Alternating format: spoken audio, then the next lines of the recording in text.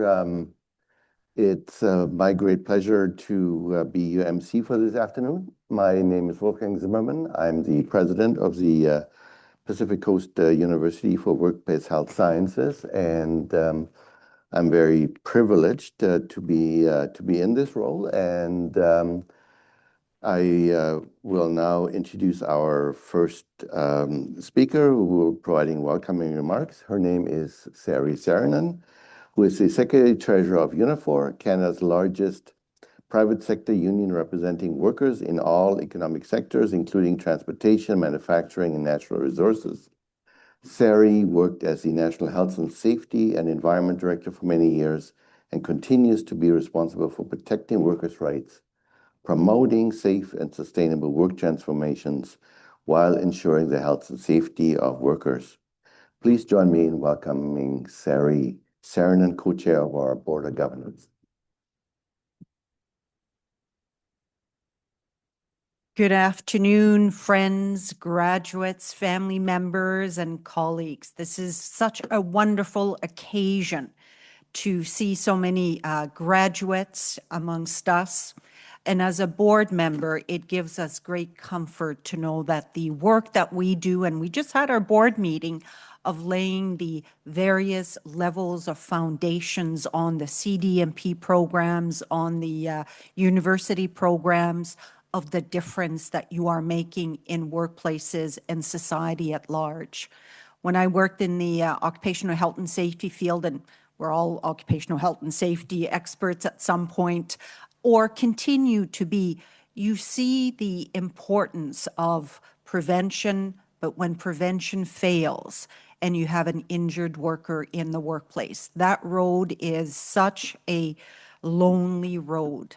But when you have advocates like yourselves, and everybody in this room is an advocate, it makes that journey so much more holistic in trying to find what are the resolutions. How do I return to the workplace? Because the workplace, that's my haven. That is where I receive not only my wages and look after my family and community, but you also have your self-worth as an individual. So when you lose those connections, it really is a devastation on so many levels. So as graduates, when you continue the work that you have taken on and build on that work, it is the relationships that you're forming in the workplace as well as in the community and the allies. So on behalf of the board members, congratulations. And thank you for taking on this journey, because we now see the value and the continued value of the work that needs to be done and continues to be done from community to province to the federal government as well, for them to recognize the value of each and every one and our contributions in society. Congratulations.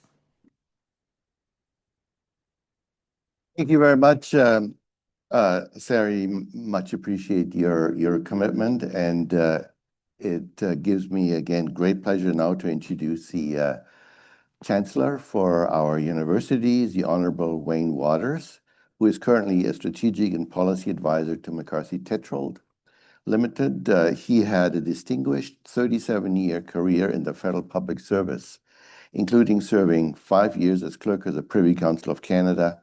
As clerk, he held the roles of Deputy Minister to the Prime Minister, Secretary to the Cabinet, and Head of the Public Service.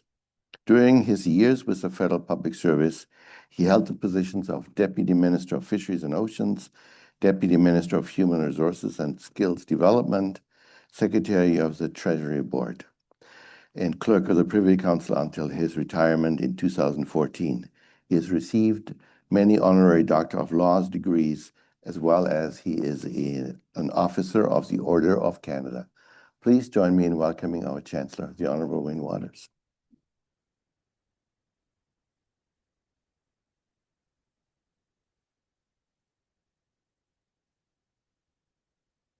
Have a little water here. Good way to start. Well, hello, everyone, and hello, graduates. Congratulations right from the outset. It's a long convocation. There's lots of speeches. So it didn't take much. It was, I think, $20 to get Wolfgang to put me at the top of the list as opposed to later on. But every speech is going to be interesting. And hey, it's your graduation day. We need to make it a good day for all of you. So I have a bit of a prepared text. I'll go through and again have a great afternoon. First, let me acknowledge that the physical location of Pacific Coast University for Workplace Health Sciences in Port Alberni, BC, is on the traditional territory of the Nuu-chah-nulth First Nations. And anyone who visits that university, I don't know the graduates, if you've had a chance to come to that university building, well, you got to do that. When you come into the building, you're greeted by a carved welcoming pole. And it's particularly fitting for us because the frog is at its base and it's meant to symbolize the university's stable grounding and knowledge and collaboration. And the medicine man is at the top of that totem pole, and it's holding a bird rattle in one hand and crystal in the other. And this is meant to symbolize the global reach of the university's supportive mandate. Both tools are used by medicine men, and the frog was considered the medicine man's helper. So it's quite appropriate to have that totem pole there. Now, over here, staying with our Indigenous heritage, we are walking on the traditional lands of the Musqueam, Squamish, Coast Salish, and Tsleil-Waututh First Nations while here at the Western Bayshore Hotel. It gives me great pleasure, as I said, to speak at this, our 7th convocation ceremony. Time does pass quickly.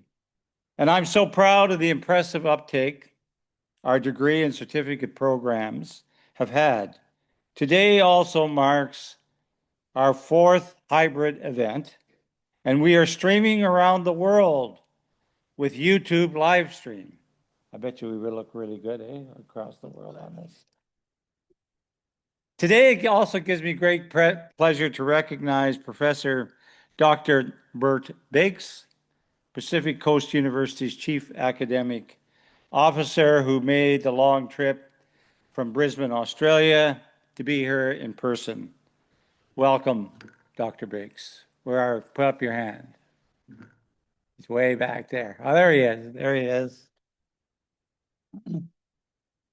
As well as Graham Hazley, who's here from Edinburgh, Scotland, and of course, very instrumental in the whole issue of disability management in Great Britain. Where are you, Graham? Right there. Welcome.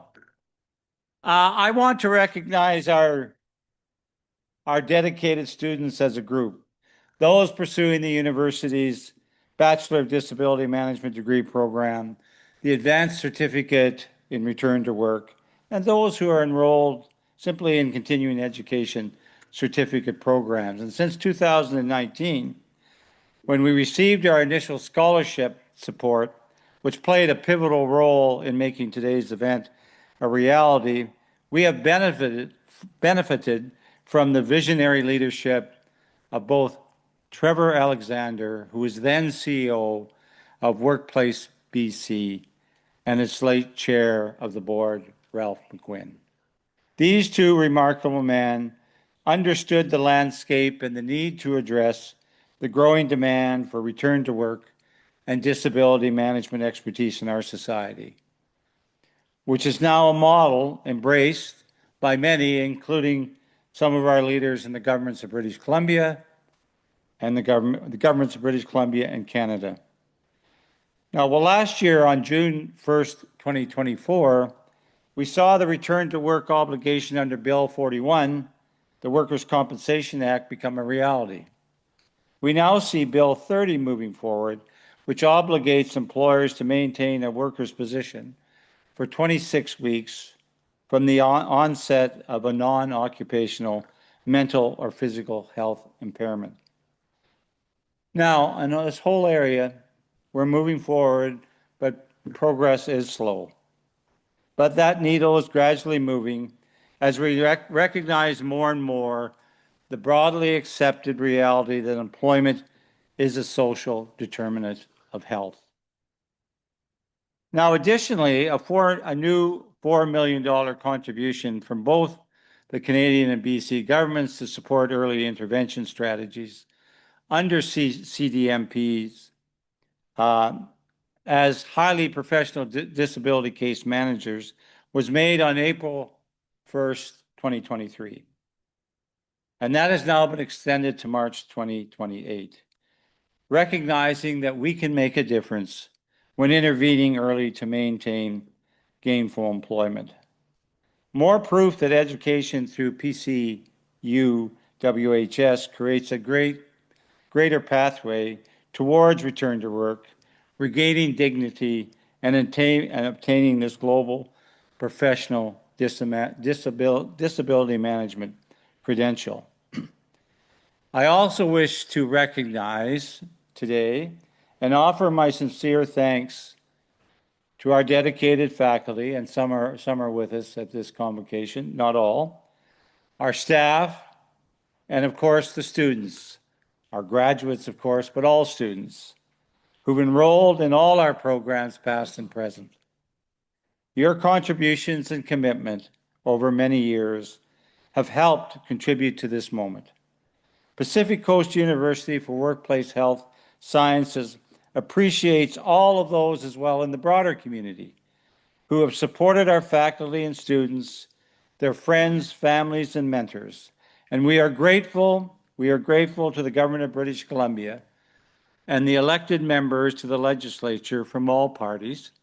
Collectively, they had a vision a number of years ago and foresight, seeing value and long-term opportunity in laying the statutory foundation for the university. On a personal level, I did very, very little here, but I am proud that in 2009, during the challenging financial crisis we saw in Canada and around the world, I had the opportunity to help support funding for the physical campus that established our university in the Alberni Valley on Vancouver Island. Now, regrettably, the conditions which prompted me to wholeheartedly support the establishment of this university have not gone away, but in fact, some may argue, are getting worse. You know, I'm referring to issues like housing affordability, poverty, and addiction. All are significant problems for Canadians and all affect people with disabilities disproportionately. And these issues are invariably linked to a lack of employment and substantial underemployment for our citizens suffering from mental or physical health impairments. More than 80% of mental or physical health impairments occur during someone's working life. But having the right supports, professional knowledge, and empathetic workplace attitudes in place can have a major impact on the long-term social and economic outcomes for these disabled workers. The insights and expert knowledge you, our graduates, bring to the table can play a defining role in changing the narrative and mitigate the often very negative consequences following an onslaught of a mental or physical health impairment. We are introducing and witnessing dramatic shifts in our approach to disability, and new scientific findings are supporting much older anecdotal evidence. With confidence, we can now directly link the length of time a person receives disability support to long-term unemployment prospects for people with disabilities. According to a 2021 OECD study, individuals have a 1% or less chance of ever working again after spending 1 year on public or private, it doesn't matter, disability assistance. In fact, there's no jurisdiction in the world that has been able to reduce its clients on disability assistance by more than 1% a year. we have a long way to go. Last year, with approximately 302,000 Canadians on Canada Pension Plan disability support, only 0.67% returned to work. So your skills and abilities are invaluable as graduates in achieving effective return to work through early intervention, and will have a great impact not only for the affected individuals, but for our society at large. And beyond the life change efforts you will make in facilitating early intervention and return to work, education through PCU WHS can also lead to some major career opportunities, which I hope are personally, socially, and professionally rewarding. We think our graduates can have significant impact on the workplace with approximately about 300 employment positions requiring return to work and disability management expertise open every day across Canada. Your opportunities are pretty bountiful today. Your efforts in disability management and return to work will help reduce that disability stigma, enhance our collective efforts towards a more disability inclusive society. And to our students, whether you've been pursuing the university's Bachelor of Disability Management degree program, or the Advanced Certificate in Return to Work, or as I said, continuing education studies, you should be immensely proud of your achievements. I hope you have taken the time, maybe today, maybe tomorrow, maybe you have already, to reflect on the demands of that program, your resilience, your focus, and your sheer determination to get to where you are here today. Your choice to pursue this path, your perseverance, actions and struggles, your capacity to balance competing professional, personal, and financial priorities in order to complete this demanding program are pretty incredible and impressive. You embody the philosophy of disability management. Your accomplishments and progress fill us with pride, and we hope you will have many rewarding career opportunities in the future. You know, with CDMP now in Indonesia, Brunei, Singapore, the Philippines, we talked about Great Britain, Belgium, so many other countries. This year, our first graduate is from Cambodia, and we welcome our graduate to our program. You're part of a global movement now, and we hope that the degrees and certificates you have earned today, combined with your personal efforts and commitment, will drive much better outcomes for people with disabilities in the decades to come. We also hope that we will help guide, that they will help guide and support employers, unions, governments, and others who are committed to implementing any equity, diversity, inclusion strategy. And I want us to continue to celebrate these remarkable achievements and contributions, as well as increase public awareness, understanding, and acceptance of people with disabilities. The opportunity to find a return to employment is absolutely essential for any individual's dignity, financial independence, fulfillment, and self-worth. We must each reflect on our own individual responsibility, every one of us here in this room, to take action and impact the change we want to see in our society. The contributions of disability management and return to work professionals like yourself cannot be overstated. It truly is and will be life-changing work for all of you. Suffering a serious injury or disease is not in anyone's future plans. Again, your skills will allow you to support those who have suffered a life-altering health impairment.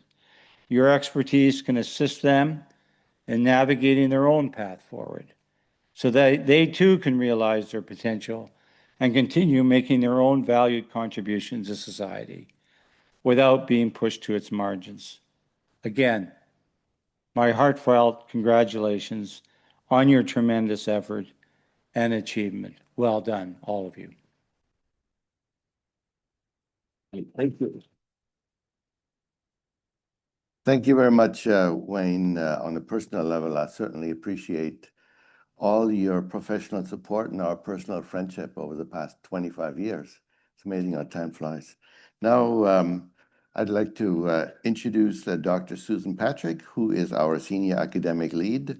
Susan has a background in scientific research, university level instruction, and course and program development. She has a PhD in neuroscience and a Bachelor of Science from the University of Alberta, and Susan will explain the bachelor's program to you. Welcome, Susan.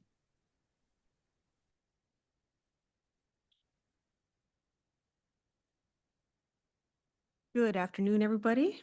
We're honored to be here today to celebrate the achievements of 15 individuals. 12 are graduating with a bachelor's degree in disability management, and 4, including one of the 12, are graduating with an ACRTW, Advanced Certificate in Return to Work. And we're also pleased that so many of you could be here with us today, both in person and online. It's wonderful to put faces to names after an online university. The Bachelor of Disability Management program, or BDM program, was first launched in September of 2014. It was the first of its kind worldwide and still remains unparalleled, nationally and internationally. This unique degree aims to provide students with the skills, knowledge, and attitudes to help injured employees remain at the workplace, stay at work, and return to work. The degree also prepares students to help employers and other organizations establish and run cost-effectively disability management and return to work programs. Most of the students in the BDM program enter the program having already completed 60 credits at other institutions, providing the elective component of the degree. Then at PCU, they complete the equivalent number of credits as specialized BDM courses. These specialized BDM courses, taught by experts in the topics, are wide-ranging, but always directly applied to disability management. In their studies, the students develop knowledge, competencies, and leadership skills in the interaction between work and the workplace and the body and the mind, establishing and maintaining a safe and healthy work environment, data collection and analysis, case analysis and research methods, medical and rehabilitative clinical vocabulary and finance, legislation and policy, workers' compensation, client engagement, organizational structures, human resources and change management, insurance, benefit coordination, financial planning, return to work planning, communication, interviewing skills, stakeholder collaboration, DM return to work on a return on investment, economics, ethics, conflict resolution, unions, service coordination, and so much more. You guys remember it. And the program is rounded off by the capstone courses, either a research project designed, executed, written up, and presented by the student, or a 12-week work integrated learning placement, following which the student reflects on the placement, their learning through the placement and their degree, and looking ahead to their own role as a DM professional. And a few of our graduates were the first to participate in our new return work integrated learning program. The BDM program is indeed very intense, aimed to provide students with a solid foundation in line with the occupational standards of the International Disability Management Standards Council, and thus preparing the students to begin a new career in disability management or to delve further into the DM field in which they are already working, to reshape the thinking, attitudes, and systems involving workers with disabilities. And to our BDM and ACRTW graduates, you came to PCU with quite different backgrounds. Some of you already had extensive background in the DM field, and you will expand in your current roles. Several of you will be getting a new career and adventure. Some of you started your BDM program just over 2 years ago, and some of you have been plugging away at courses for a long time. But it wasn't just the courses, as challenging as they are. You are also dealing with life challenges, health challenges, and even heartbreaking losses. Many, if not all of you, have overcome significant obstacles to be here, to arrive at this day. So for successful completion of your program, and for overcoming the obstacles and challenges to do so, I congratulate you all. For all of you, what you've learned at PCU, not just the knowledge, but also the skills and attitudes you developed, including how to learn, how to critique, explore, how to find answers, how to communicate, and how to listen. What you've learned now forms the basis or adds to your basis for being able to tackle the challenges of the field. We've enjoyed working with you. We enjoyed your contributions to the learning process, your ideas, your excitement, your determination, and we've enjoyed you. And we're sorry to see you leave PCU, but of course are happy you've successfully completed your program. And for those of you who completed your ACRDW and are sticking around to do the bachelor's, we're happy to hang on to you for a little while longer. We wish all of you great success, not only in your careers, but also in your lives and families and in everything you do. Congratulations, all of you, on your achievement.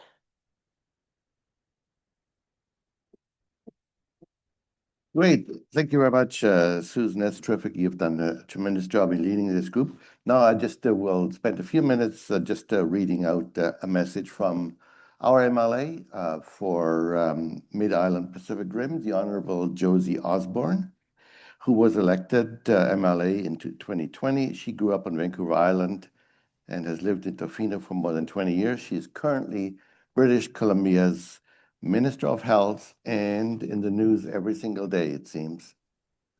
As member of the Legislative Assembly for the Mid-Island Pacific Rim area, it is my honor to extend a congratulatory message for today's graduates. For more than 30 years, the National Institute of Disability Management and NIDMAR, and now the Pacific Coast University for Workplace Health Sciences, have offered programs that provide individuals with the skills necessary to go into the workforce and help employers develop, implement, and administer effective disability management and return to work programs. We know that when people with disabilities are provided with suitable accommodations and supported with policies that recognize the importance of those accommodations, they can thrive in the workplace.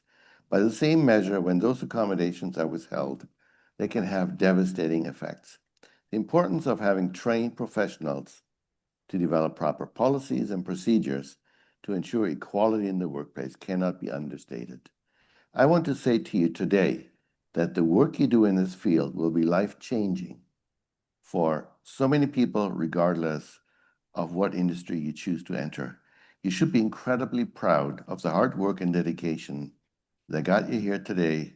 I hope each of you takes the opportunity to fully appreciate your accomplishments, and I wish you all the best of luck as you prepare to go out and change the world. All the best, Josie Osborne, MLA, Mid-Island Pacific Rim. And now, I will just take a few minutes to briefly introduce Gord Johns, who is Member of Parliament for Courtenay Alberni, who was born and raised on Vancouver Island and has lived in the Courtenay Alberni region for over 25 years, raising his family on the West Coast in the territory of the Nuu-chah-nulth people. He was first elected as Member of Parliament in 2015 and re-elected in 2019, 21, and 25. He's currently the NDP critic for mental health and harm reductions, procurement, and the public service. And he joins us through a video message from Ottawa. Much like Josie, the houses are in session. They can't be with us here today. Greetings to all those gathered virtually from all over the world to celebrate the convocation of this year's graduating class of Pacific Coast University for Workplace Health Sciences. I'm speaking to you from the unceded and unsurrendered territory of the Algonquin and Anishinaabe peoples who have lived in this territory for millennia and whose culture and presence have nurtured and continue to nurture this land. I want to thank Wayne Wouters, the Chancellor, and the Board of Governors for inviting me to address you on this auspicious occasion. And of course, to President Wolfgang Zimmerman and the entire faculty of Pacific Coast University for Workplace Health Sciences for your leadership in workplace health sciences. Your singular focus on contributing to return to work outcomes for people living with disabilities as the result of workplace injury or otherwise is recognized by government, labor, and industry throughout the world. Please accept my gratitude on behalf of a grateful community that you have located the PCU WHS campus in the territory of the Huipachesset and Sishat First Nations in the city of Port Alberni. I want to thank today's keynote speaker, Carla Qualtrough, the Honorable former Minister of Disability, Workforce Development and Sports, and obviously a former Paralympian, for her contribution today and working with us so closely in support of this wonderful institution. Most especially, I want to thank the graduates and all those in your lives who've helped you towards acquiring the knowledge and skills that your certificates and degrees represent. Your achievement is a tribute to the personal courage and determination that has been required of you on your learning journey with the PCU WHS community. And the support provided by family, colleagues, faculty, fellow students, and others in your lives is a shared testimony to the importance of return to work outcomes for you and others. It's an honor to join you today in our shared belief that every Canadian deserves a workplace that supports their health, safety, and well-being, and our shared understanding that returning to work with a physical or mental health disability presents enormous challenges. As the critic of health, mental health, and addictions for the federal NDP, I've learned much of what I know about the enormity of barriers to return to work from one of my mentors and good friends, Wolfgang Zimmerman. In 2021, during my 6th year as a member of Parliament for Courtenay Alberni, he assisted in my preparation of a parliamentary motion for a national strategy for the reintegration of workers with physical or mental health disabilities. The motion called on the government to work with the provinces and territories, labor unions, education institutions like Pacific Coast University for Workplace Health Sciences, and the private sector to develop and implement a national strategy for the effective reintegration of workers who acquire a mental or physical health impairment while employed or are at risk of losing their job. And our motion that was tabled in 2021 called on the government to allocate $2.7 million to develop a national disability management strategy. That was supported by the Honorable Carla Qualtrough. So Carla, if you're watching, just again, thank you so much for your ongoing support and your continued support for national disability management. And as we know since then, although the enormity of the need remains, as there are 6.2 million Canadians living with disabilities, almost 20% of our populations, our national safety net for this population is entirely inadequate. Most recently, the federal government denied the allocation of its inflation rebate to seniors and people living with disabilities and unable to work. The maximum benefit for low-income Canadians with disabilities for the federal disability credit is $200 per month, still forcing millions to live in poverty. And as I say, the challenge is enormous, the barriers are enormous. But the fight continues. And thanks to institutions like Pacific Coast University for Workplace Health Sciences, there is progress. Increasingly, public and private sector employers are willingly or through negotiation or regulation recognizing the importance for workplace health and productivity through disability management strategies and processes. Statements of qualifications and job descriptions are beginning to include qualifications in disability management. Hundreds of jobs are currently advertising for specialized qualifications due to a shortage of competent and certified disability management practitioners. So as the Pacific Coast Workplace Health Sciences website explains, workplaces are focusing on better return to work outcomes for employees. Positions in disability management programs are expanding rapidly in North America, Europe, and elsewhere as employers realize the benefits of a professionally developed workplace-based program. Your certificates and degrees are bestowed today by an institution that has directly influenced this new workplace reality. The field of workplace disability management is still in its infancy, but it grows stronger with every passing day as new knowledge is acquired and applied. And you are among still the earliest practitioners. Congratulations to you all. Go forth and make a difference in the outcomes for workers with disabilities. Best wishes to everybody. Thank you so much.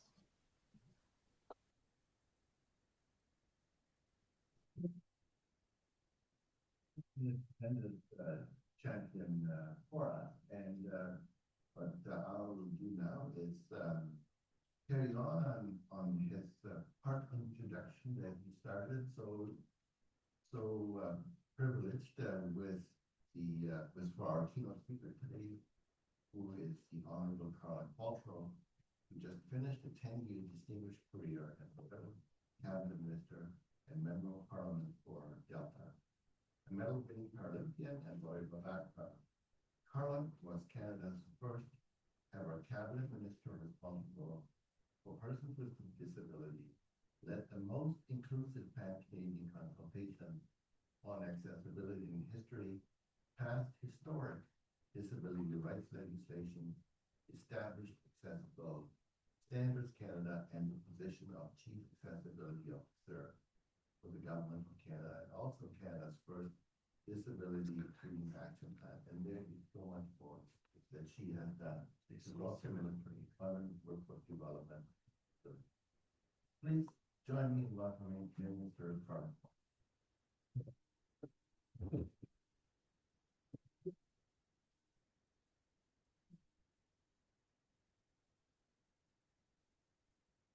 I apologize, and thank you so much, everyone, for having me here today. It's such an honor to be here on this momentous occasion. I too would like to begin by acknowledging that we're gathered on the traditional and unceded territories of the Musqueam, Squamish, and Tsleil-Waututh people, whose stewardship of this land continues today. To the graduates, your families, faculty, and everyone who supported you, congratulations. Today, we celebrate not just your academic achievement, but your commitment to something that is transforming Canada and the world. So, as someone who's been legally blind since birth, I know what it's like to navigate a world that wasn't designed for people like me. Very early on, I learned that people would make assumptions about what I can and cannot do simply because I can't see very well. But I also came to know that people with disabilities are innovators, problem solvers, and creative thinkers. Our very nature is entrepreneurial. We're not stuck doing things the way things have always been done, because quite frankly, that way really never worked for us. Before politics, I litigated for the Canadian Human Rights Commission and BC Human Rights Tribunal, and I was vice chair of the Workers' Compensation Appeal Tribunal here in BC. And of course, as was said later, I had the privilege of being Canada's first ever Minister of Persons with Disabilities. And all that to say, I guess, is that I understand the complexities of workplace injury, return to work, workers' compensation, human rights, and discrimination. I also understand the difficulty and vulnerability that comes with acquiring a disability, whether temporary or permanent. System that used to work for you no longer work for you. As disability management professionals, job, we have people from this place of uncertainty, place of belonging, productivity, and thriving. You may have to bring your lawyer with you for this ride, local allies, and faithful. But you're the system, adapt, adjust, welcome, and improve. One of the questions I've spent most of my career pondering is this idea that if the business case for disability inclusion is so strong, why doesn't every business, every organization just jump on board? And the answer I found is often about confidence, comfort, and the willingness to challenge assumptions. Because of course, Canada's history with disability is complex. It's not a proud history. It's a history of exclusion and marginalization and institutionalization. Disability services were rooted in the medical model, and access to support was determined in large part by tax policy, not disability rights. Now, of course, there have been advancements and thanks in large part actually to advocates who refuse to be left out. So not many people outside of the disability rights movement know that in fact the first draft of our Charter of Rights and Freedoms didn't include disability as a prohibited ground of discrimination. It was only through the tireless advocacy of disability rights activists that mental and physical disability was added. You know, Canada was among the first to sign the United Nations Convention on the Rights of Persons with Disabilities in 2007, but it took another 17 years for us to create substantial. I don't know how I would do that on my end. I would only be, let's try to output volume. Let's do output volume. Input, output up. I don't know how I can fix it from your end. Like, this hasn't happened before. I've been doing this for about 4 or 5 years now. This is the first time.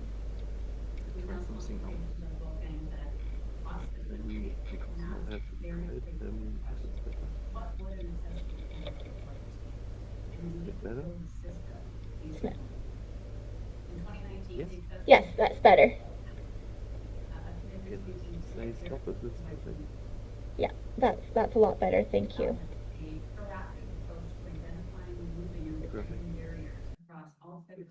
just write if something else is, yeah. Let's say a broad, modernized definition of No problem. disability. But legislation alone isn't enough. We knew that Canada needed a consistent, modern approach to disability policy, programs, and services. And that's why we created the Disability Inclusion Action Plan, with pillars focused on financial security, employment, accessible communities, and a modern approach to governance. And so this is where you guys come in, because you are the bridge between all of that and practice. You are the ones who will ensure that rights, laws, and policies on paper become realities in workplaces and communities across Canada. Disability management is about more than compliance. It's about creating environments where everyone can thrive. It's about supporting individuals to maintain dignity and independence and helping organizations tap into the full potential of their workforce. I've seen the impact and effect of disability management. Workplaces that retain talent through accommodations, through thoughtful accommodations, organizations that foster belonging and innovation by embracing diversity, individuals who with the right support contribute meaningfully and confidently. So let's talk briefly, because I have to in all my speeches, about the business case for disability inclusion. The numbers in Canada are clear. More than 1 in 4 people in our country identifies having a disability. And when you include their families, friends, and colleagues, nearly half of our population is directly impacted by disability inclusion. Equal disabilities are not a small segment. We are a vital part of our workforce, our consumer base, and our communities. Study after study and the experiences of leading organizations show that accessibility and inclusion drive innovation, expand markets, and strengthen workplaces. There are many, many Canadian examples where investing in accessibility and disability inclusion has led to happier customers and measurable business growth. And yet, despite all this evidence, there remains a disconnect. If the business case is so strong, why hasn't every organization embraced disability inclusion? Too often, well-intended leaders hesitate, held back by myths about cost, uncertainty about how to proceed, or discomfort with change. The stats tell us what's possible, but it's up to all of us to turn possibility into action. The bottom line is this: accessibility and inclusion aren't just moral imperatives, they are economic opportunities. By tapping into the talents and perspectives of people with disabilities, organizations can drive innovation, reach new markets, and build a stronger, more resilient Canada. They have at their fingertips a broader customer and workforce base. But barriers remain. There's still a general hesitation, a discomfort, if you will, when it comes to disability. Myths persist about the cost of inclusion, biases and assumptions make it feel riskier than it actually is. And too often we design for most people and then try to retrofit for everyone else, which is more expensive and less effective. Your work in disability management challenges these perspectives of showing employers and businesses that accommodation isn't scary or onerous, that adapting a work environment can be seamless, and that the value of being able to retain a cherished, trained, and experienced worker far outweighs any cost that isn't. You also help the broader not-disabled community become more comfortable and confident with disability. Maybe, this is what I provoke and gets tired of you saying this, maybe, just maybe, because of the work you've done to get an injured worker back to work, a business will be more open to hiring someone with a disability in the future. Graduates, you're not just professionals. You are advocates, innovators, and leaders. You have the skills, the knowledge, and the lived experience to shape a Canada where disability inclusion is the norm, not the exception. You're the champions who are going to help us reach our goal of a barrier-free Canada by 2040. As we say in the disability community, we're moving beyond nothing about us without us to nothing without us.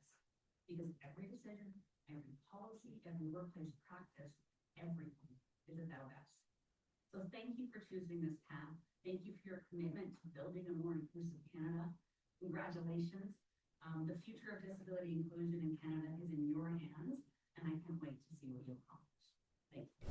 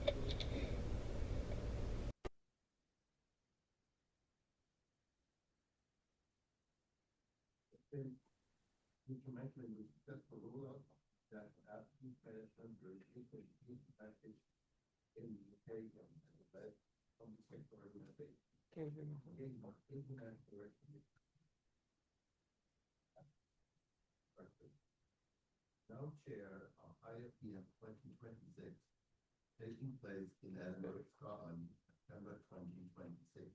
Please join me in welcoming Graham Halsey.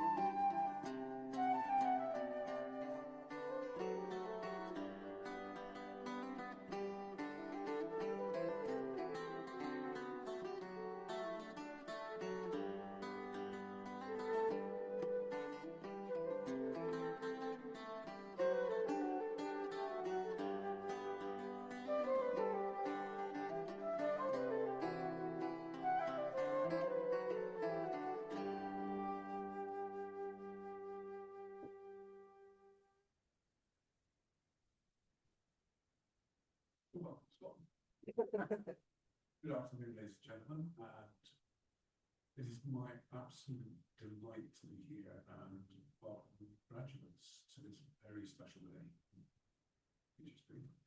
My name is Graham Halsey, as we can said. I'm the chair of the IDMSC in UK, and I'm also welcoming to this CDMP and CRT training. And as the just showed, I have the great honour of chairing the IDM conference next year. I took some time to research what to say at an event like this. We live in different countries, we have different cultures. I was told to give the audience a bit of a background about myself, share some experiences. So, well, that was a huge disappointment to my dad. He wanted me he rose to the exalted rank of corporal during his national service days. But I think in his mind, he was probably Monty's best friend. It didn't work very well. I was and still am a bit frightened of things that go bang. So to enter a career that I did looking at the control of population growth seemed a good idea. I actually sold condoms for the Virgin Mary. That was my entry into the workplace. Then to make matters worse, I decided that things could enter a professional standing. I became a nurse. Seemed a really good idea to me. To my dad, not a job from her. And so my disappointment for him came even worse. And then he learned that I wanted to do something in psychiatry. It just kept going downhill.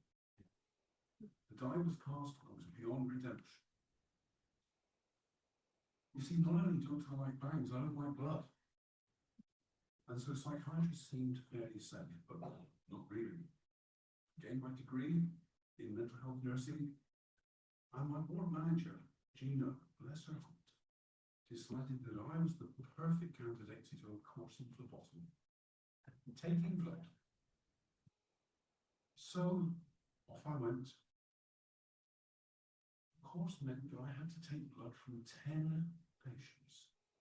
I was given the task of taking those samples from a young man clearly being influenced by hallucinations. And as my tutor taught me, I explained what happened. Prepared the arm, unsheathed the needle, only for the subject to utter words not really fit for this audience. Tried to run away, tripped over a chair, fractured his ankle. My experience was long talked about within the hospital, years to come. Moving to a service where individuals were being helped back to work was a relief to me, mental health service users, and indeed the NHS in general. I had the pleasure of meeting Wolfgang in 2005, I think it was, Wolfgang in London, where my employers, a large insurance group dealing with income protection, were looking to introduce the NIFMAR concept into the UK.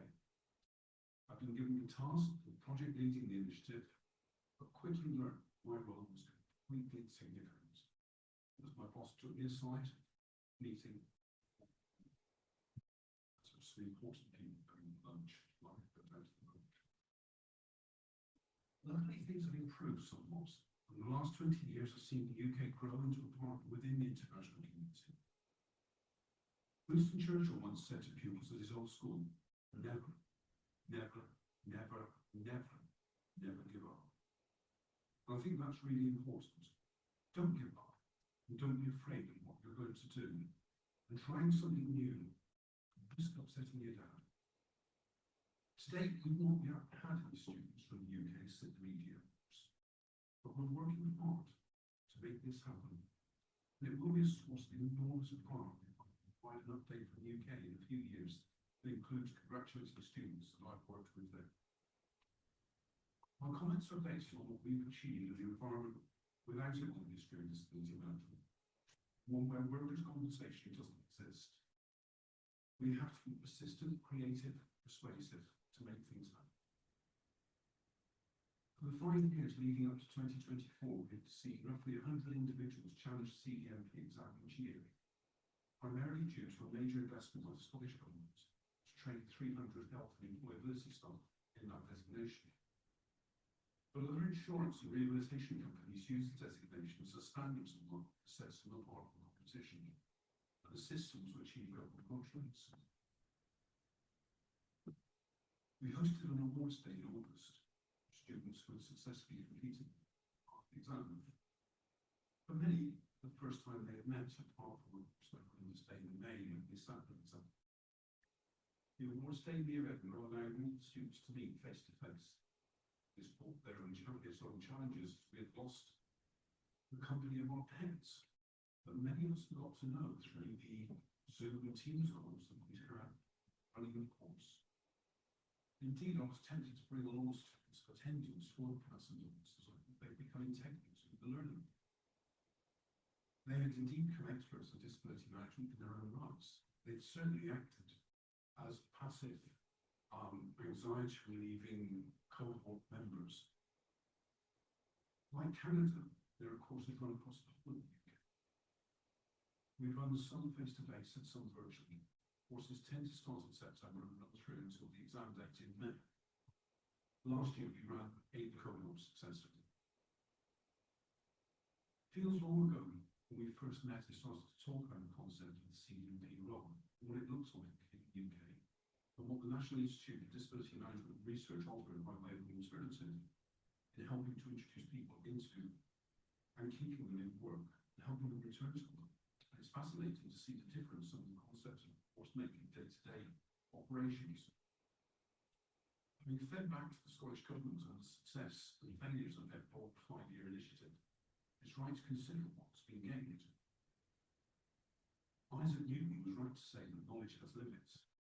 However well stocked we think our minds are, there is always more to discover, more to absorb, process. Fact, it's an endless journey. 5 years is, of course, a long time. We have great examples of people changing jobs but keeping their skills.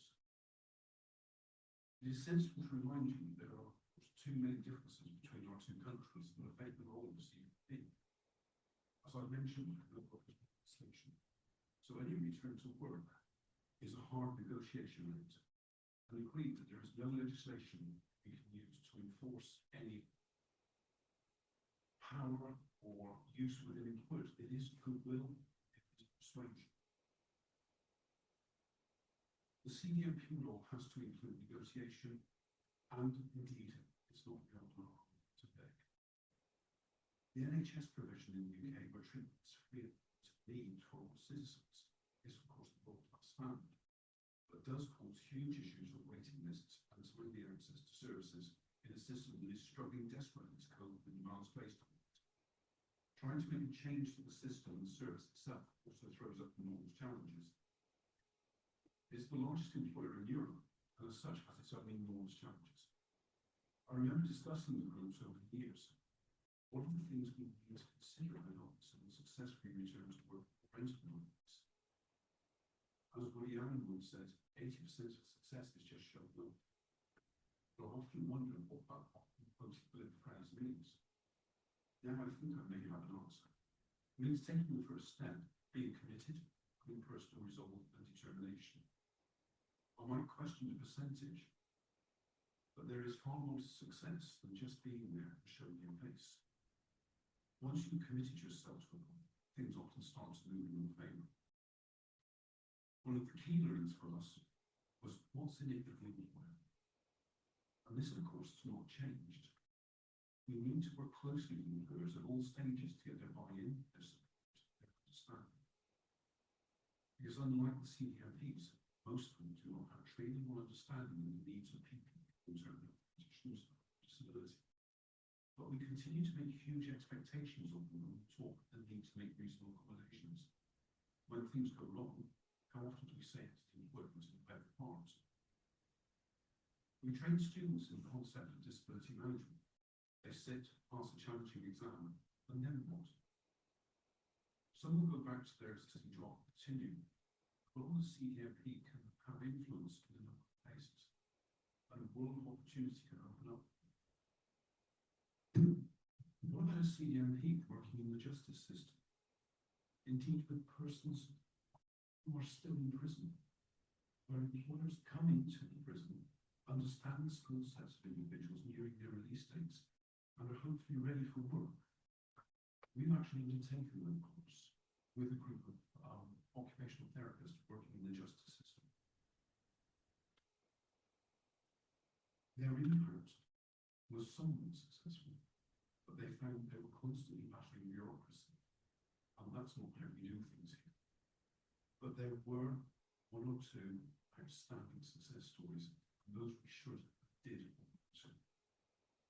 One lady, Gemma, who gained her CDMP, left the prison life, as she said, and moved to Amazon, where she now manages the absence management process UK and sits on the senior management team in Europe. Her influence has led to Amazon considering a training proposal for CDMP to be used across their entire European network, transforming how they manage absence and view accommodation, diversity and disability, not bad for one individual. So CDMP working with an HR team in an organisation helping to manage sickness absence, reporting directly to senior management on the rate of absence, cost of absence, and success or otherwise, what policies and the influence their interventions are having. On the international scale, we trace back to that individual gaining fascination for the subject through a course she attended with us on CDMP. We're very, very proud of Gemma. She's made an outstanding effort. The CDMP working within the National Health Service, where it can be more challenging to influence change, can be equally difficult and frustrating. But we have examples of return to work teams being successfully set up to manage internal referrals within the NHS. Indeed, one in Edinburgh, NHS Lothian, 40,000 staff, is making an enormous difference. Managed by an individual who championed the CDMP designation since he sat his own exam in 2012. He now leads a team of 6 therapists and CDMPs. They recently published a report showing a 1.5% reduction in absence within their own working. simply by adhering to the principles developed census approach, using management, unions, health, and individuals to agree on suitable outcomes. Really thrilled because I'm really looking to present at the conference next year, so it's something we can learn more. A CDMP can work within our employability sector and bring their skills to those who have been out of work for long periods, and support both the individual and the employer, who is probably quite unsure of what's expected. And as we move forward, this will fit in well with the Scottish Government's commitment on an initiative called No One Left Behind. We have excellent examples of the existing individual placement and support initiatives being used across the country, being enhanced when teams include the health professionals, all using CDMP as the common language. Similarly, this helps engagement with the teams in job centres who are referring into this service. We've seen one individual gain experience experience working in the IPS service, having previously worked with young people before in work. She had a particular interest in neurodiversity, and she now heads up the recruitment and retention service known as We Are All Label in one of the world's largest drink manufacturers. It's well known in Scotland to have putrid. Along with her team, she has changed the face of recruitment and retention, particularly of staff into the diverse industry setting, making interviews a living experience, not simply sitting in front of a panel, thus allowing people with neurodiverse issues to express themselves in a non-threatening environment, allowing people to return to work following injury or illness, be part of the job planning process in a live setting. This has been truly inspirational, and she credits the insight back to her CDMP designation and a move away from a traditional health-based background. We continue to see organisations who seek government-funded money return to work contracts using CDMP as a standard that sets them apart from their competitors. And in particular, a mental health support service that covers the UK and Scotland now insists that every practitioner must have this designation. Just 12 months ago, there were six practitioners with the designation. By the end of 2026, there will be 125. The value of the work put in place up until mid-2024 using this method of upskilling was shown when the UK government awarded one of the companies a new contract for 80 years. That's unprecedented.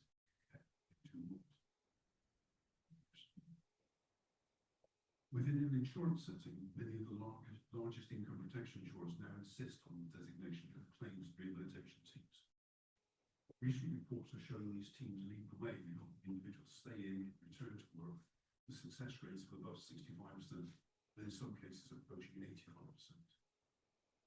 The largest insurer now has 45 trained CDMPs, and we start to work on the 2026 cohort starting next week. And looking to train their own, for 2027, we have a waiting list, and the original license holder, one old company that I worked for, are looking to train their own insured customers using CRTWC as a way of better managing the rate of referrals coming into their own return to work and rehabilitation teams.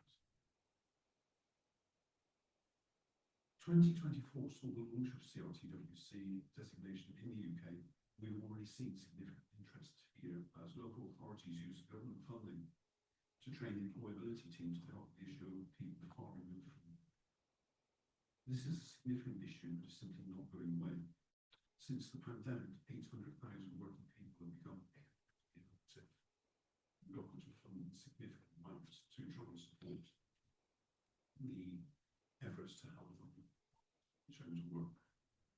2/3 are the over 50s who've left and are looking for work. But at the other end, younger people entering work are reporting markedly more ill health due to depression and anxiety, caused from the drag from pandemic. If we consider the influence that a CDMP and CRTWC can have on how organisations and individuals and workplaces view entry to work, return to work, and retaining work, it's not too difficult to imagine the influence they can have on supporting government initiatives reducing the disability employment, which has remained stubbornly difficult to move in recent years. If I can take you now to a tiny island, actually much closer to France than it is to the UK. Performs far from group known as challenges. Population of 100,000, famously known as Tarleton. Then they use CDMP to train their team in social security to help people return to work. Legislation there allows people to take any work activity they are signed sick. This is now a legislation change, and they're using CDMP as the tools to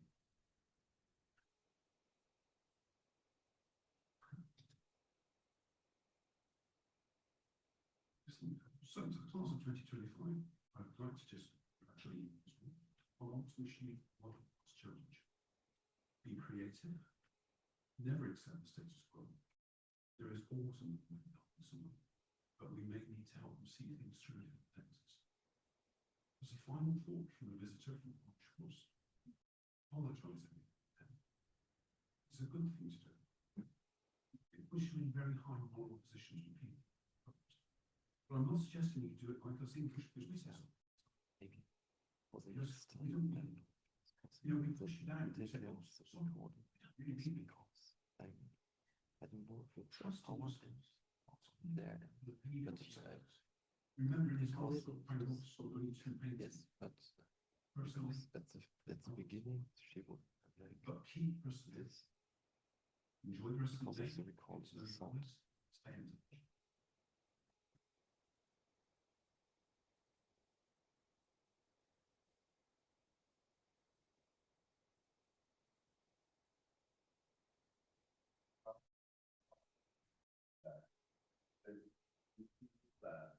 Our registrar, Dr. Tyler Mel, who is an internationally recognized thought leader on the topic of workplace health productivity, is a frequent speaker and writer on the topic.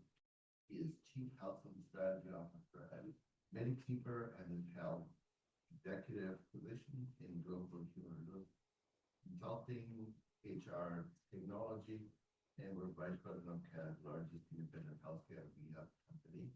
His PhD in Revision Science from the University of Alberta.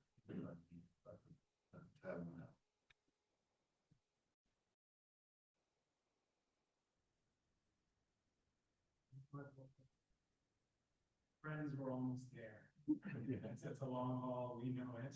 You can see the look on the students and graduates. In terms of formality, you actually are ceasing to become a graduate. So you were a student, also 2 O's, you completed your coursework, you're now technically known as a graduate. You're not quite a graduate until a FIGS, which is when you're reading out your names, in a few minutes makes it official. So that's how these formalities work in higher version.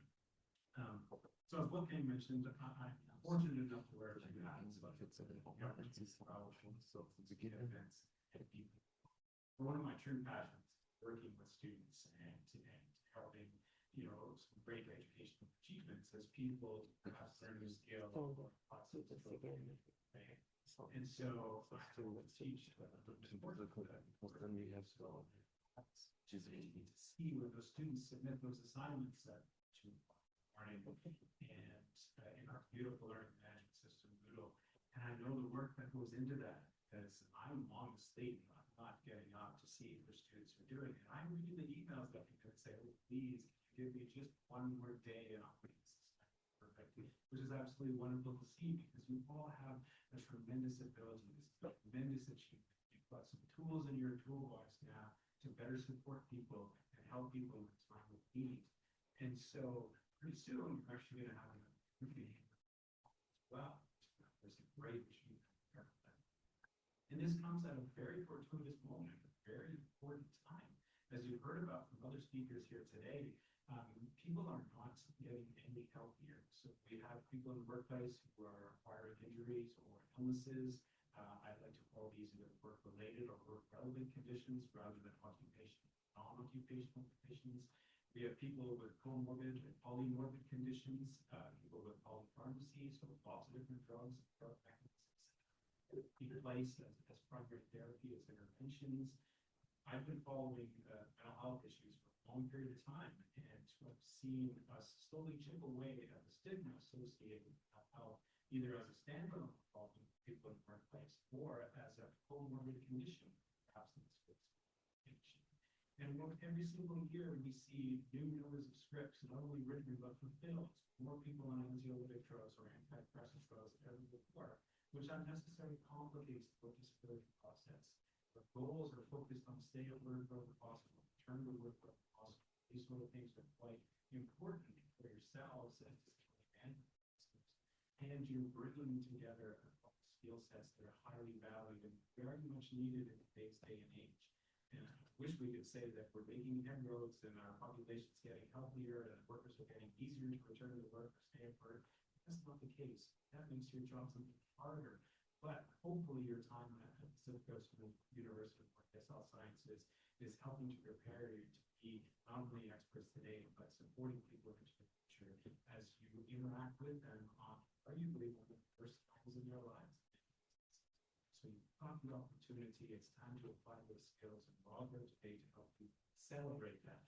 So without further ado, move on, you're going to hear your name, there's going to be some cheers. So thank you so much for attending here today, friends, graduates, graduates, everybody else who's come to support you all.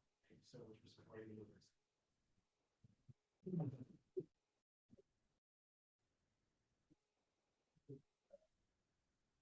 Many thanks for all of you that have here for that. It's just a tremendous fuel in getting us where we are. And now, of course, as mentioned, it's time to move on. And with that, I'd like to formally introduce our Chief Academic Officer, Dr. Herbert Biggs.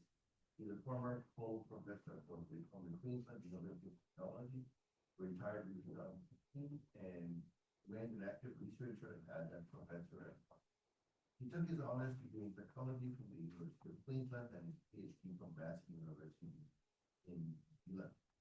He's now teaching and research positions at 5 universities. And he's also a registered psychologist and has practiced such for 30 years. Thank you, everyone. Just before Chancellor has to get up, I've got a small request to the students here.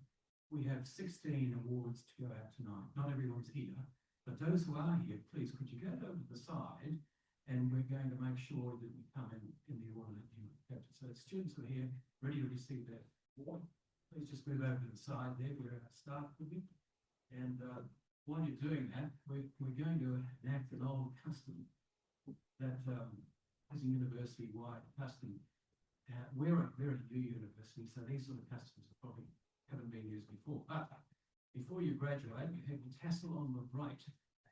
And when you graduate, when you receive your award from the Chancellor, you may move it to the left. So a bit of custom there, just a bit of fun. And just to give you a little taste of university. And it's just great to have you all here. It's a wonderful occasion. My congratulations to the students, graduands, soon to be graduates. And you've done a wonderful job. This is our biggest ever occasion for the numbers we've got. So it's a great day. Now, I'll read the names out, and not everyone here, and those who are in person will come over to meet the Chancellor and be awarded a full Chancellor. So with the Bachelor of Disability Management, in alphabetical order, Roberta Austin, who is not here tonight, but see elsewhere. Harpreet Sheena is here.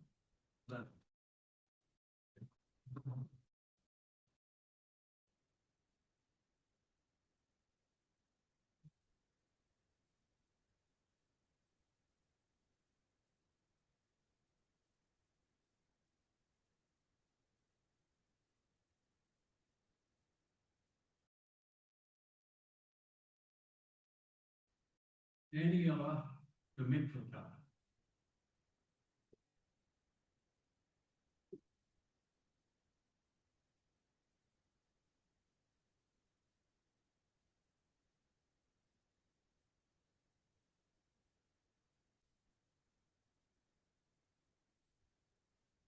Jacqueline Ferris.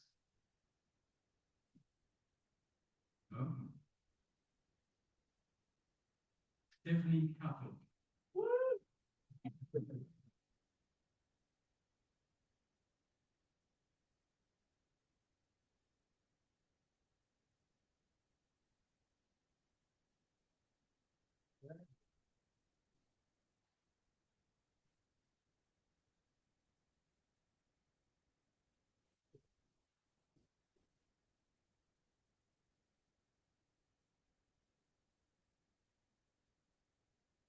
Teresa Gasparet.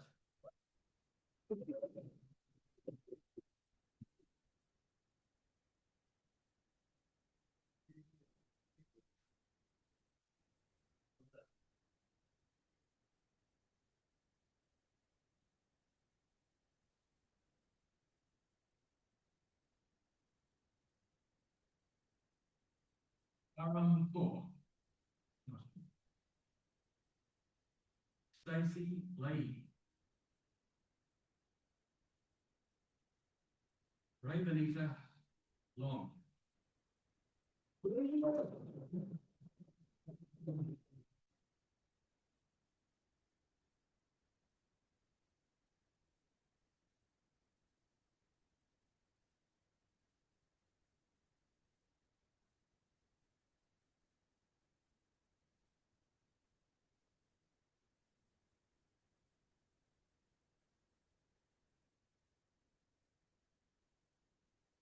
Ashley Page.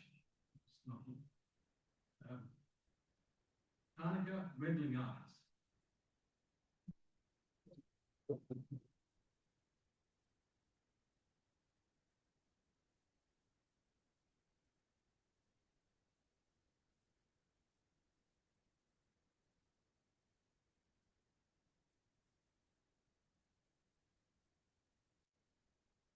Veterans Award goes to Jody Tompkins.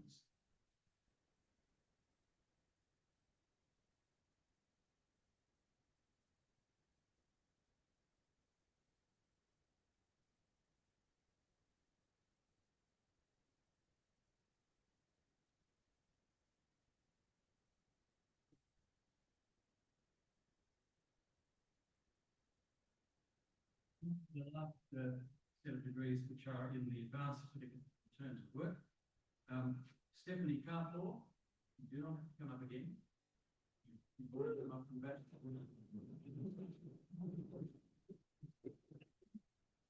Laura Sorantes.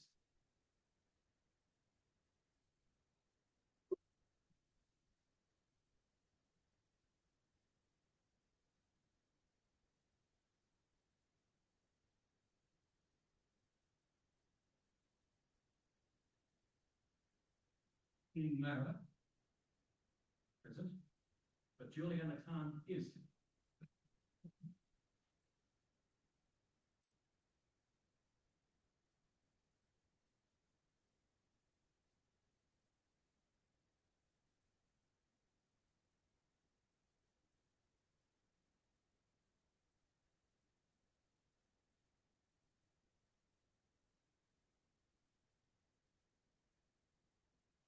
To introduce the valedictorian for the night.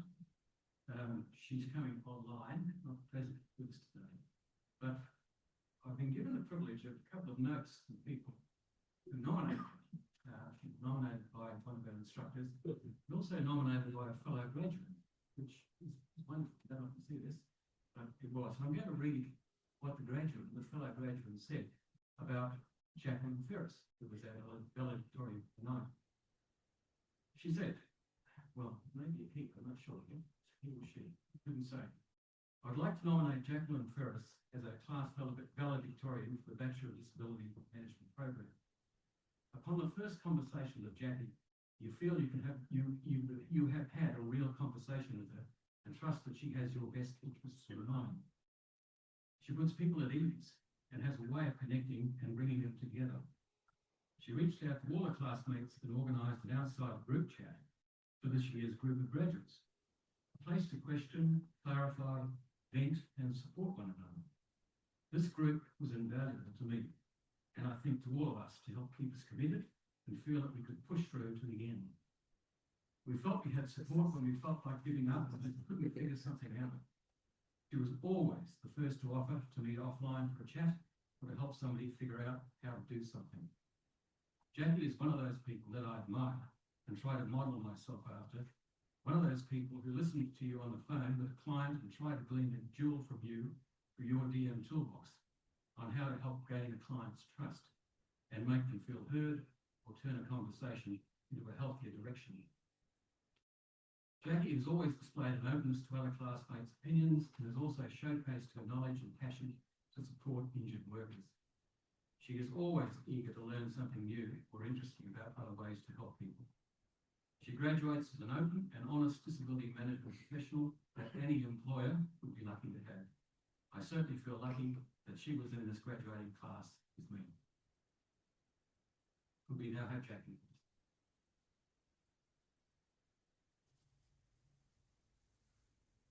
Good evening, President Zimmerman, members of the Board of Governors, special guests, and most importantly, graduates of the class of 2025. My name is Jacqueline Ferris, a graduate of the Bachelor of Disability Management program.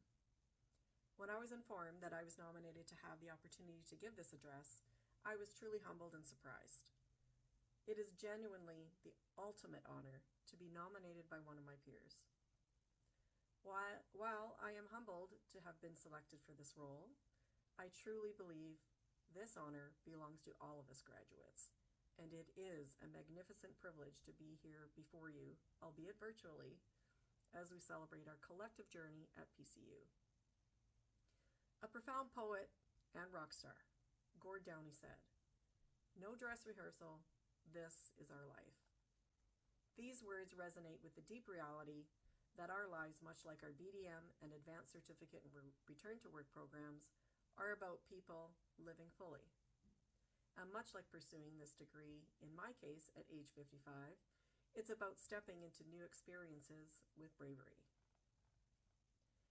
When I started the program, I was embarking on a new path following a challenging period in my life. Coming from a different field entirely, I faced many hesitations.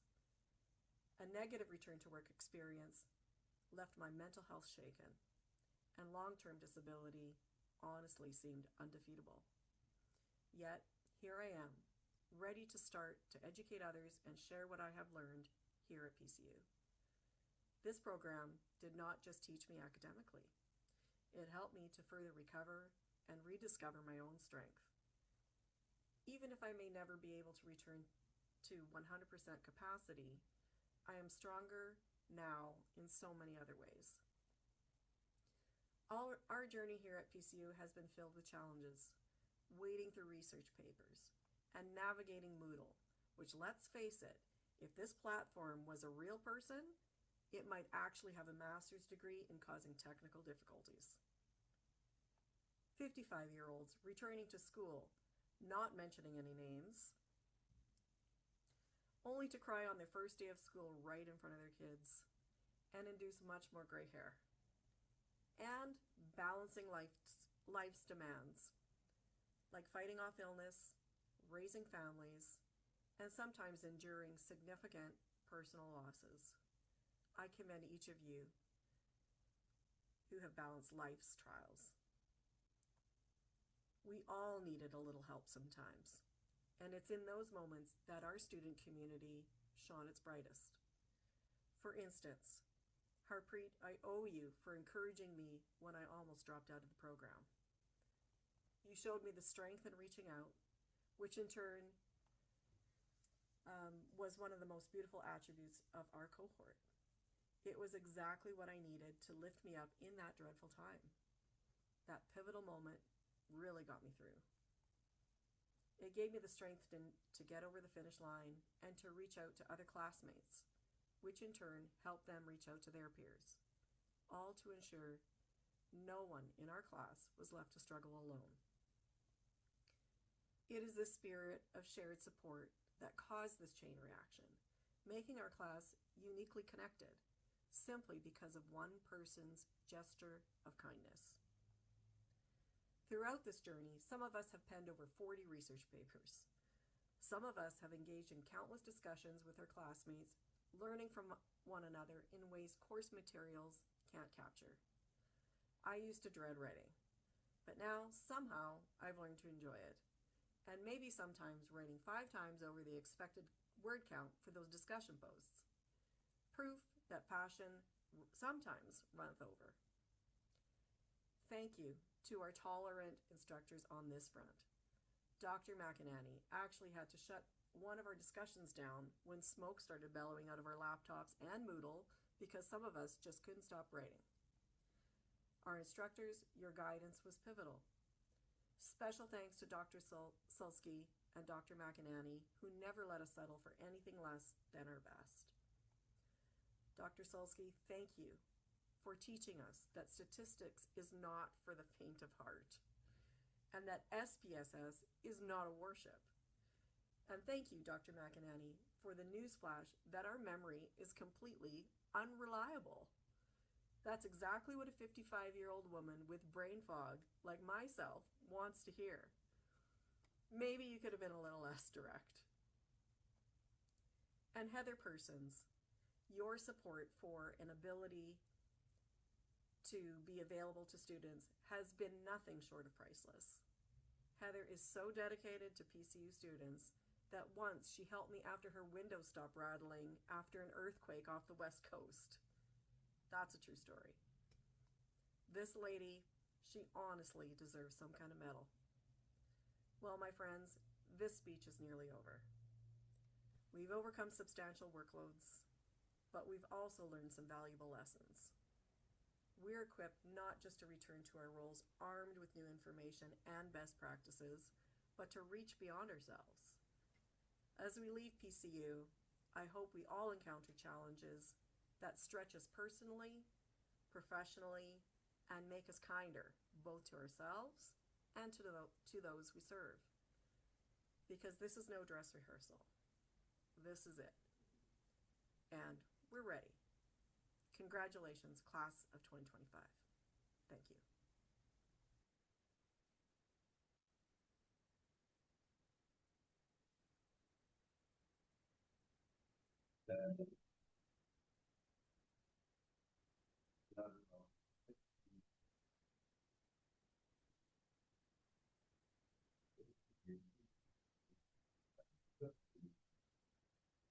We all appreciate it.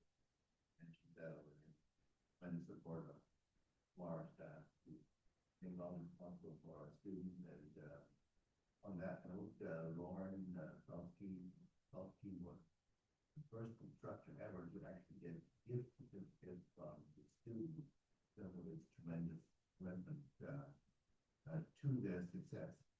But now at the conclusion and keeping with the spirit of collaboration, commitment, trying to achieve a joint agenda, and as well as the labor relations and or labor and management commitment on embedded and embodied within physical university for professional sciences. It gives me great pleasure to introduce to you Jean Winter, our co-chair, who was appointed Executive Vice President and Chief People Officer 2024, with responsibility for human resources and services. He joined Tech in 1999 and previously held the position of Senior Vice President and Chief Human Resources Officer since November 2018. He has 35 years of corporate experience in the mining industry. So, please join me.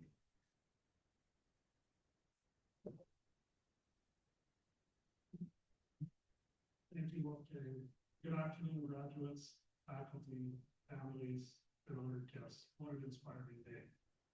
Being here, I'm incredibly impressed by what each of you has accomplished. Congratulations to all of you in the room and those joining us online today. Today marks not just the completion of your studies, but the beginning of a journey, one where your knowledge will make a profound difference in individuals, workplaces, and communities. Earning a credential in disability management for workplace health sciences is a small feat, as we just heard.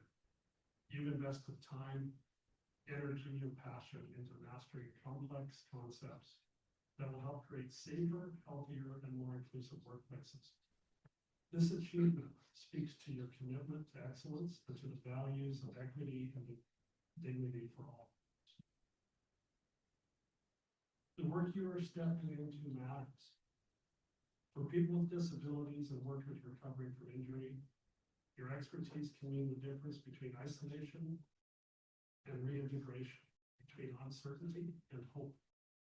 Through evidence-based practices and workplace-based reintegration programs, You will help reduce the human, social, and economic costs of disability. You will help ensure that employers and workers alike see disability not as a barrier, but as an opportunity for collaboration and inclusion. Both Midmar and PCU have set a global standard. Midmar's mission to promote education, research, and policy development to shape best practice worldwide. And PCU is Canada's first university dedicated to workplace health sciences, has created an interdisciplinary approach that blends disability management, occupational health and safety, wellness, and vocational rehabilitation. Together, these institutions have equipped you with the tools to lead change, tools that will help workplaces and injured workers. As you leave here today, remember, your work will ripple outward. Every return to work plan you design, every policy you influence, every conversation you lead will help build a culture where health, safety, and inclusion are not optional. They are foundational. It will help people continue to pursue their dreams. The world needs your voice, your expertise, and your passion. Whether you choose roles in human resources, health and safety, rehabilitation, or policy, you are shaping a future where every worker has a chance to thrive. I wish you success and fulfillment in your chosen path, and hope that you will continue to learn, to lead, and to make workplaces better for everyone. Congratulations once again, and thank you for the difference you're about to make.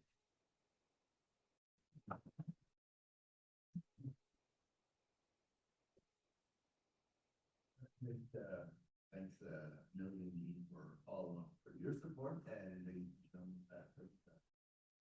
the conclusion of a tremendous celebration, and certainly from my humble perspective, congratulations to all of our graduates, because you will make a difference. You have pretty loyal. Having said that, so for our graduates, if you could please join Shirley Jess, our photographer, going out the back door for a group photo by the PCU banner. And for the rest of us, we are going to try to party. So, thank you very much for all of you for coming, and congratulations to our friends.